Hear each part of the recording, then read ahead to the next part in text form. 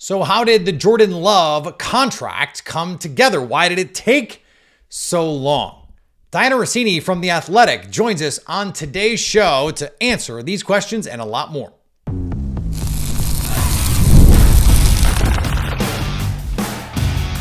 You are Locked On Packers, your daily Green Bay Packers podcast. Part of the Locked On Podcast Network, your team every day.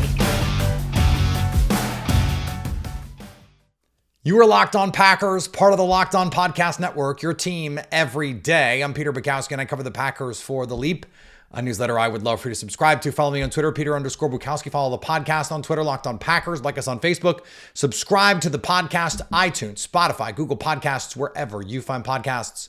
You will find Locked On Packers, the #1 Packers podcast on the internet, and the show for fans who know what happened, they want to know why and how. Thanks to everyone who makes Locked On Packers their first listen every day. We hope you like starting your day with us as much as we like starting our day with you. Today's episode brought to you by our friends at FanDuel. Make every moment more. With the playoffs in our rearview mirror, the sports are not sportsing like we want them to, especially if you're not really into the Olympics. But this summer, FanDuel is hooking up all customers with a boost or a bonus daily. That's right, there's something for everyone every day all summer long. Visit FanDuel.com to get started. Dianna Russini on the show today to talk to us about Jordan Love. Before we get there, I just want to give a quick shout out. We are running a promotion at The Leap, a newsletter I would love for you to subscribe to. This is our 4th year we are entering, covering The Leap. And we are running a promotion right now. Lock in a low rate for the next year, a full year. At about half the price, at about half the 2024 price. So go do that. If you haven't subscribed, now's a great time to become a free subscriber. Our Monday newsletter is always free.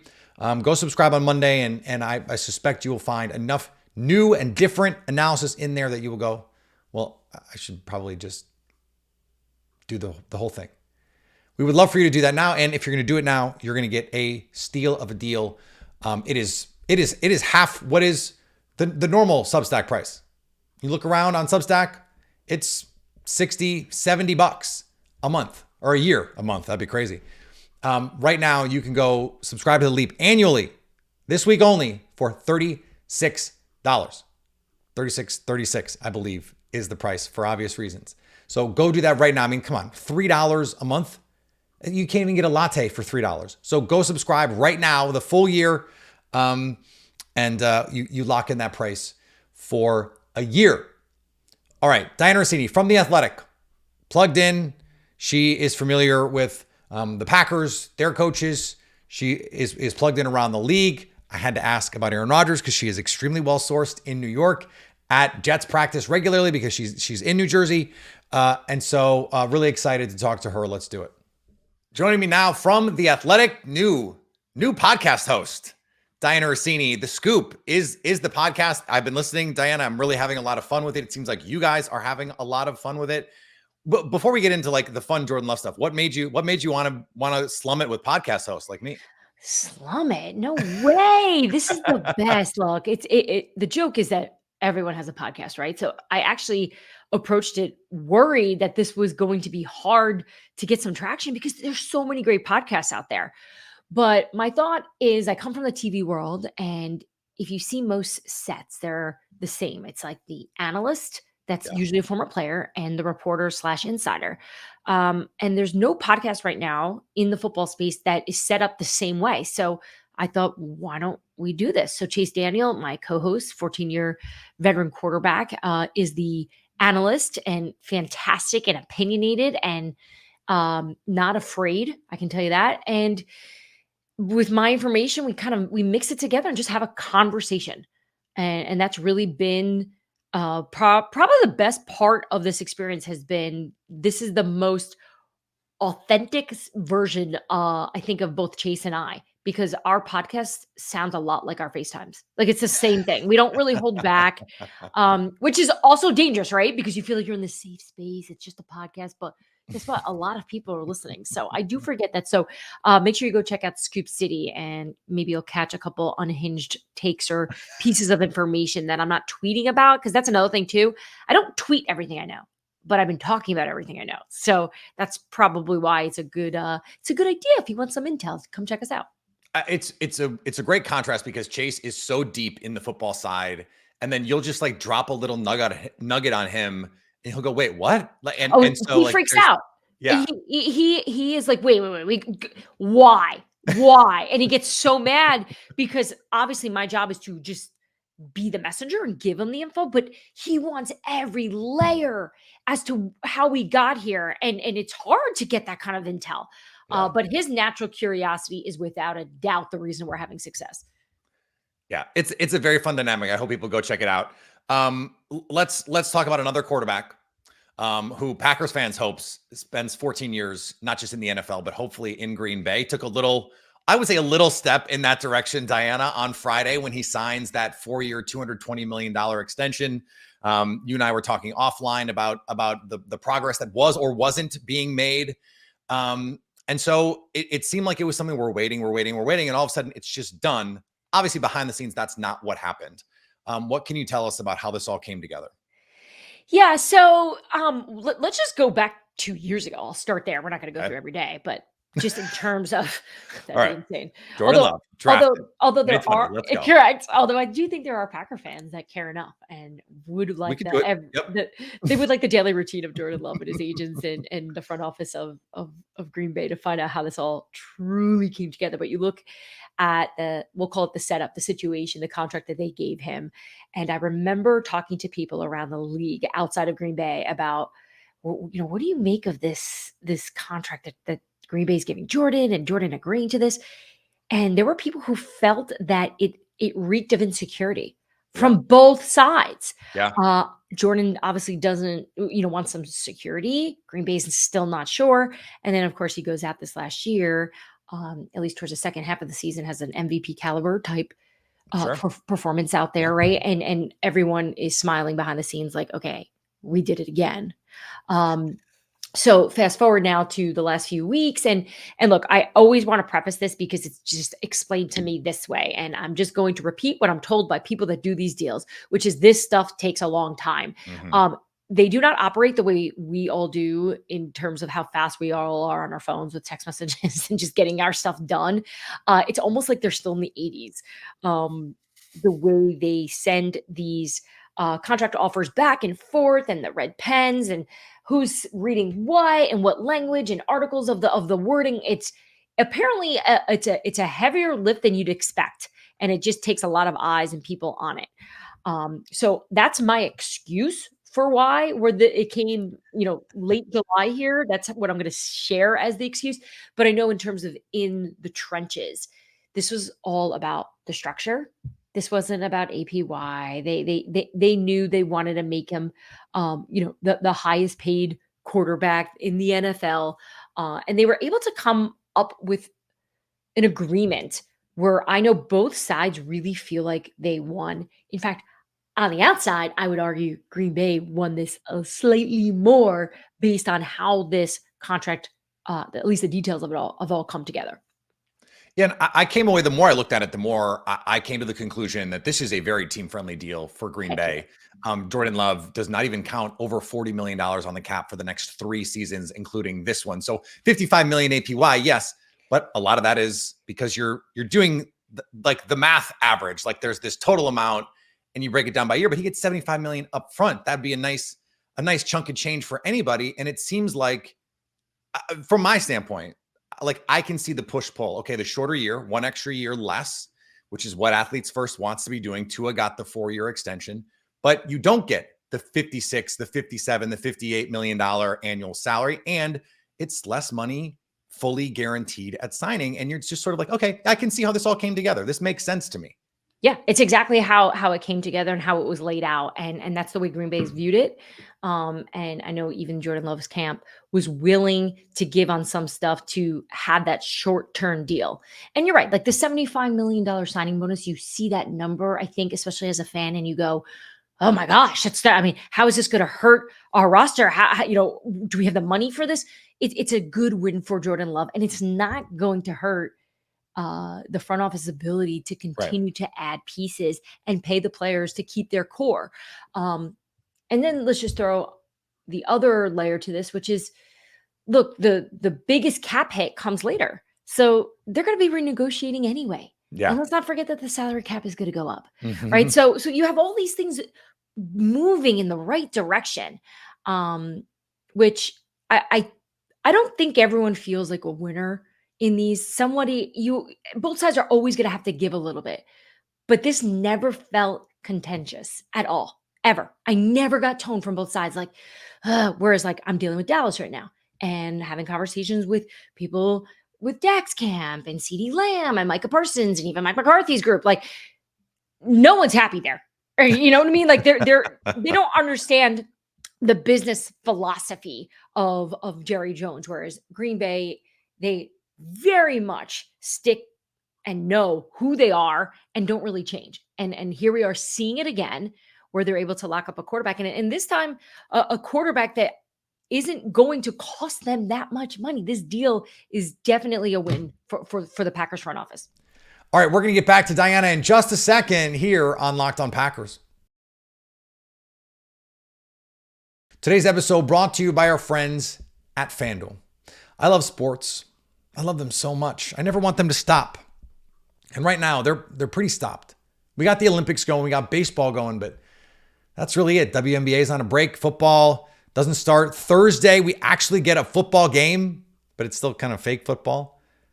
There's fewer sports. The sports are not sportsing like we want them to. But FanDuel lets me keep the sports going whenever I want. I love to bet on golf. I got a lot of NFL futures right now that I am looking at. We're going to be doing some promotions for some futures that we like on the Locked On Packers Instagram. FanDuel lines. We're trying to make you guys some money. So all you have to do is open the app and dream up bets anytime you're in the mood. And this summer, FanDuel is hooking up all customers with a boost or a bonus daily. That's right, something for everyone every day all summer long. Go head over to FanDuel.com and start making the most of your summer. FanDuel, official sports betting partner of Major League Baseball. More with Dianna in just a second, but are you watching Fox Sports or ESPN on your TV all day? Have to turn down the volume with all that shouting? Make the switch to Locked On Sports today, a free 24/7 sports streaming channel programmed for you every day to bring you the biggest stories without all the screaming. Locked On Sports Today brings you can't miss analysis, opinions, and news streaming 24/7 on YouTube or the free Amazon Fire TV channels app, part of the Locked On Podcast Network, your team every day. This summer, I know this is just like anecdotal, but we've been here long enough, and you longer than me, to know what a normal summer looks like. It just seems like there's a lot of unhappy campers around here. No pun intended with the training camp stuff. It's just like, the San Francisco is dealing with Brandon Ayuk, and then also maybe like Deebo Samuel, and Dallas has three Trent guys Williams that are too, unhappy. right? Trent Williams is out. Trent Williams holding out, right? Like, so you're right. Like, we're seeing tons of holdouts. We got Jamar Chase missing practice again. He wants Higgins clearly not happy with where his contract is. Correct. So I think some of this is ego, right? I think players go, I'm a top 3 best player at this position. I should be getting paid more money.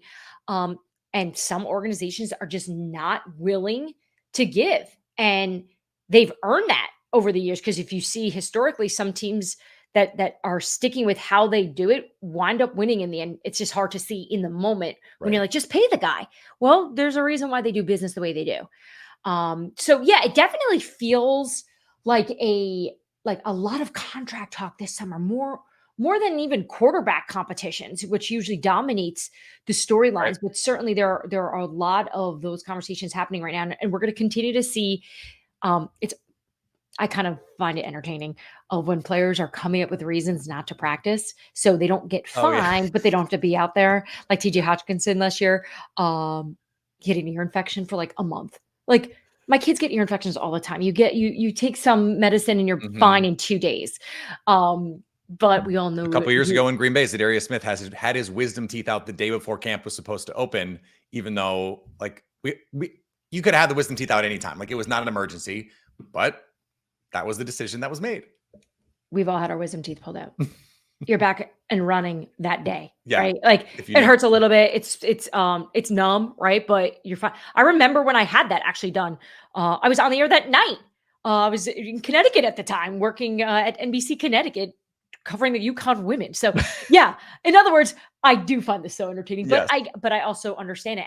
I just look at the Jamar Chase situation in Cincinnati of the owner Mike Brown coming out going, yeah, we don't believe in doing these right now. We'll wait for the offseason. There's a time and place to do these kind of contracts.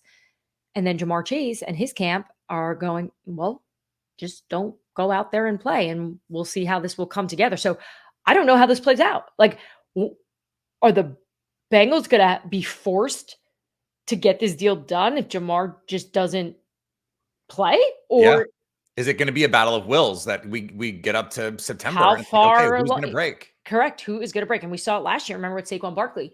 And I remember reporting that Saquon Barkley was, at the time with the New York Giants, willing to miss their opener against the Cowboys. And I remember giving the Giants a heads up. I was going to report that.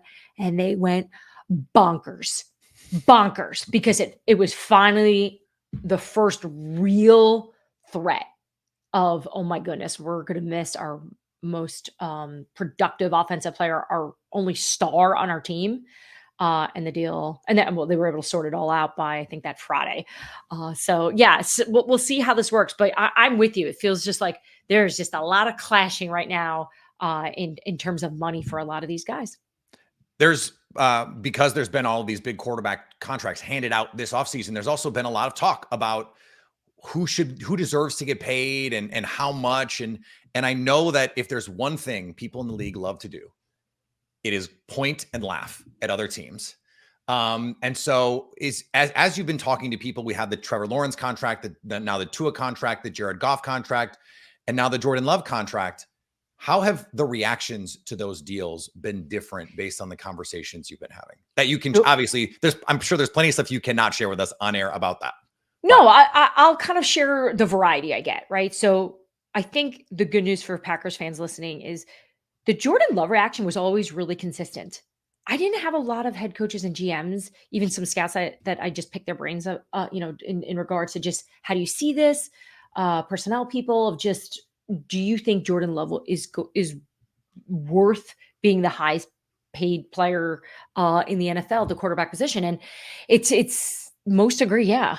He impressed so much last year, which I remember being at ESPN a year ago, and our show topics was one of the show topics is Jordan Love good? Like we went from is he good to now going, yeah, of course he's the highest paid player. Like he should be. Who is doubting him? So look, the Jared, most of the way it's stacked up, I haven't found anyone going, man, they are going to regret that. Partially because everyone around the league looks at it the same way, which is the market dictates what the market is, right? The market is what the market is, right? Everyone knows, and that's how they go about their business. Now, look, when you see Trevor Lawrence being paid the same as a Joe Burrow, definitely makes people go, are you kidding? Like Joe Burrow is much better than Trevor Lawrence at this point. Does Trevor have potential? Absolutely. The Tua situation was a little sticky there, right? Because even a few weeks ago, I was being told that the problem was the Dolphins only wanted to pay him in the high 40s. And they were able to get that number up into the low 50s here. But there are some people that think that's a real big risk for the Dolphins to invest what they did. I am one of those people. So, you could be a GM because I've heard it. I've heard those concerns, and then the other conversations I'm having are who's next, right? So it's like, is Dak going to be the first player to get into the 60s? Yes, most agree that. Is Brock Purdy going to be able to do that? Well, the market is what the market is. What if Brock Purdy goes out there and takes him to the Super Bowl? You're telling me he's not going to go and say, pay me what the highest amount is? Whereas I think most people would think he'd be more aligned in that, 53, 54 range right now. But who knows? We'll see in a year, and as the salary cap continues to go up. So, yeah, I don't think there's any like screaming of, oh my gosh, I cannot believe they're paying him that much, because people understand the market at this point, and it just gotta keep going up. All right, still more with Dianna here to come on Locked On Packers. Today's episode brought to you by our friends at Game Time. It has never been easier to get into the game with Major League Baseball than Game Time, an authorized ticket marketplace, because prices on the Game Time app actually go down the closer it gets to first pitch. How many times have you been sitting around summer night? You go, what should we do tonight? I don't know. How about a baseball game? Hell yeah. But we can't get tickets this late. Wrong. Up to an hour after the game starts, Game Time is selling tickets and you save big money. Save up to 60% buying last minute for sports, concerts, comedy, theater, and more. Plus get panoramic views from your seat in the app before you buy. Take the guesswork out of buying Major League Baseball tickets with Game Time. Download the Game Time app, create an account, and use code LOCKEDONNFL for $20 off your first purchase. Again, terms apply. Create an account and redeem code LOCKEDONNFL for $20 off that first ticket purchase. Download Game Time today. Last minute tickets, the lowest price guaranteed. Thanks for making Locked On Packers your first listen today. For your second listen, enjoy Locked On NFL Scouting. The draft dudes Joe Marino and Kyle Krabs take you inside the front office, making you a smarter NFL fan every single day. Stay up to date on training camp and positional battles as the season draws near. Locked On NFL Scouting is available on YouTube or wherever you get your podcasts, part of the Locked On Podcast Network. Your team every day. But okay, so the market is what the market is. I get that. But I'm looking around the league going, I don't know. I kind of would rather be paying what Baker Mayfield is getting or Geno Smith is getting to a guy like that than paying almost top of market. And we're talking about less than $2 million separating Joe Burrow from Tua Tagovailoa. Does anyone really think that there's only $2 million in value separating those two players? If that's me, I know it's hard. Like, it's easy for you and I to sit on a podcast and go, well, I wouldn't do that when it's not our jobs on the line. But it does seem like I wonder if there's a shoe to drop here where teams are going to go, look, we'd rather either pay these guys who are no doubt superstars or hit in this middle ground where we want to find the next Baker Mayfield, the next Geno Smith, and see if we can make this work. I don't think teams look at it that way. I think there's a quarterback shortage. And if you even have a slight view of what it could be, teams are going all in on it. Just knowing what an organization looks like when they don't have one compared to when they do. The Houston Texans, great example, right? Even just, I'm going to their training camp next week. I haven't been to a Houston Texans training camp in probably 10 years, right? Because I never cared. Right. Now I care, right? It's CJ Stroud. Oh, by the way, what's he going to be making? Yeah, right? well, they don't have to do it for a couple of years. So we can, they're 2 years out still. $70 million for CJ Stroud. I mean, oh my gosh, is that going to be the headline coming out of this podcast? CJ Stroud, our first $70 million quarterback. I just think the position we just see so many places struggle when they just don't have the guy that teams are willing to take these very, very high priced gambles. And the Baker situation is difficult to replicate because of his journey, which he'll even say too. I just read an article on The Athletic actually by our Jeff Howell. He's like, everywhere I go, it's been weird and bizarre. Like his life, his rise through the league has not been very traditional. And teams have been able to take advantage of him being available at the times he has been and him being able to step up. But that's a big risk. Are they going to be able to step up? Is Joe Flacco going to be able to come back and play again at the same level we saw him last year in the Cleveland Browns? Bad example. He wouldn't be a guy you would really invest in, but it's just so difficult to find those guys. I just had Ryan. Once upon a time, though, right? He was. Got that $100 million deal once upon a time, and it hurt the Ravens over the long term. I had Ryan Tannehill on this past week. He does not have a job right now. Yep. Right. Ryan Tannehill led the Titans to the AFC Championship game a few years ago.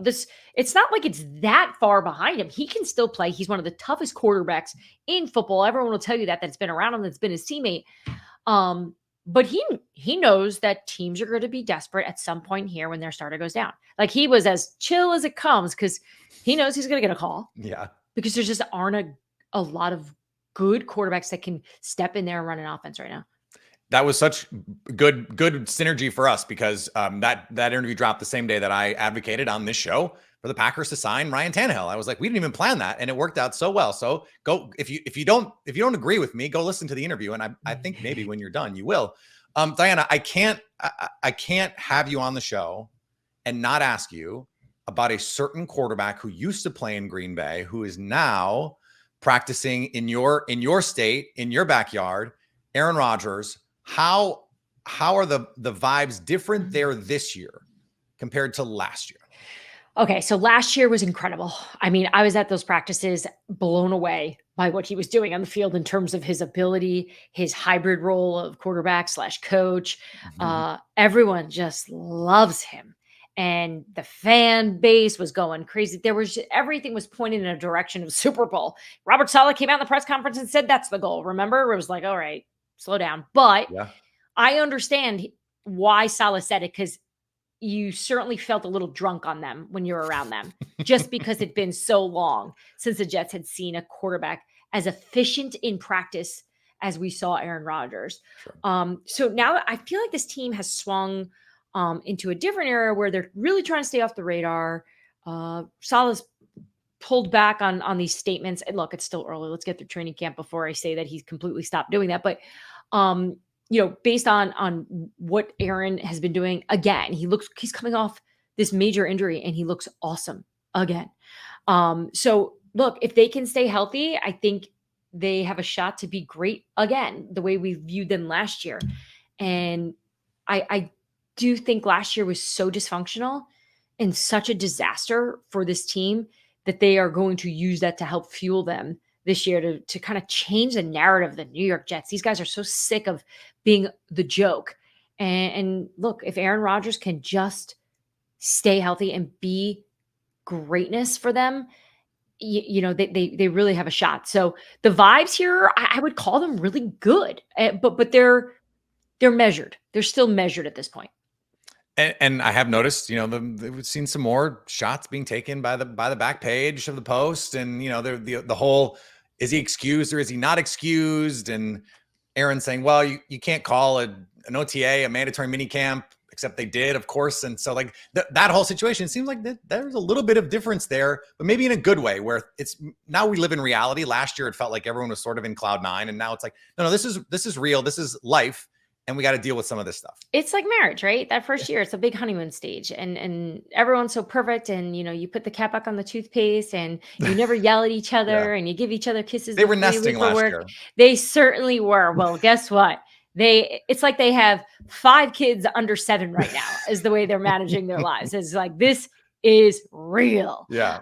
So Aaron, put the toilet seat down. Come on. I know, what the hell, while the person burps at the same time, all disgusting. So look, I think that they have a chance if they can just stay out of their own way, because that always seems to be the problem. So we'll see if Nathaniel Hackett can dial up some good play calling this year, and Aaron Rodgers can continue to execute. And maybe when I talk to you again, which I talk to you a lot, but if I talk to you on the show again, come postseason, we'll be singing the praises of Rodgers having an MVP caliber year. I would love to see it. I think there would be something really fun about a Jets Packers Super Bowl. What do you think? Sounds good to me. Oh my gosh, let's go. This app would break, I think. But it would be great. It would be great theater, and we will look forward to all of the reporting that you're putting together. The Scoop is the podcast. Dianna, thanks for the time. Thank you so much. All right, we had to get the Aaron Rodgers question in there. Like I said, she is very plugged in with that Jets organization at practice. So interesting to get her perspective on all of that. No real news we expect to come for a while. So we'll have to find an excuse to get her back on the show at some point soon. Back tomorrow. We'll see. Aaron Schatz is either going to be tomorrow or the next day. I haven't decided. It's going to depend on what we get out of practice, what kind of trends we see coming up here. I do have a story coming out, I believe, today on The Leap, comparing the Jordan Love contract to some other recent top of market deals that were signed. So check that out. And I think that's something we're going to talk about as well this week on Locked On Packers. Follow me on Twitter, Peter_Bukowski. Follow the podcast on Twitter, Locked On Packers. Like us on Facebook. Subscribe to the podcast, iTunes, Spotify, Google Podcasts. Wherever you find podcasts, you will find Locked On Packers. And anytime you want to come check us out on social media, YouTube, Instagram, TikTok, you can do that. Locked On Packers on all the social handles, so you can stay Locked On Packers.